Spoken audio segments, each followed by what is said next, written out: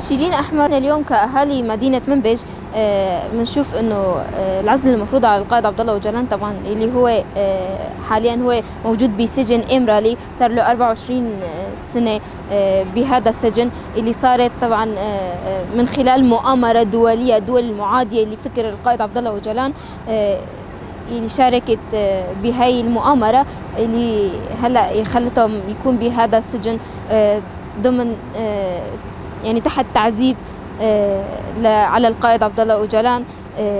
نحن كأهالي مدينة منبج يعني فينا نقول لو مو بس فكر القائد عبد الله أوجلان وصل لمدينة منبج أو شمال وشرق سوريا، لا، فينا نقول الشرق الأوسط كلياته أو العالم أجمع، يعني فينا نقول أنه وصلت له الفكر القائد عبد الله أوجلان من خلال كتبه أو من خلال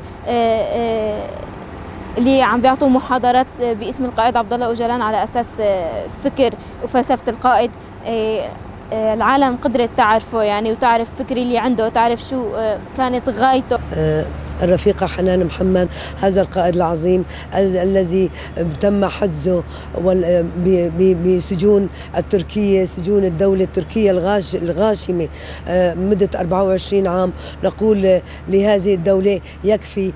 هذا القائد الذي حجزوه ولم يحجزوا فكره.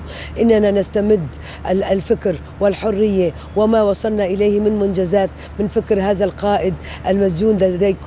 نحن نطالب منظمة مناهضة التعذيب بتقديم تقرير عن وضع الصحي للقائد عبد الله أوجلان. اسمي عبد الستار حج حسين. ندين ونستنكر العمل المنهج بعزل القائد عبد الله أوجلان وفكر القائد عبد الله أوجلان.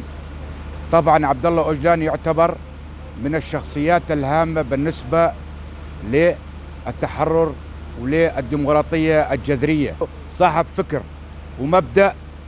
وإن شاء الله ونتمنى من المنظمات الدولية وحقوق الإنسان والأمم المتحدة وكل إنسان حر على هذا الكوكب إنه يساهم لو مساهمة بسيطة للكشف عن حياة القائد عبد الله أوجلان وعن صاحب الفكر وصاحب المبدأ والعقيدة وأخوة الشعوب.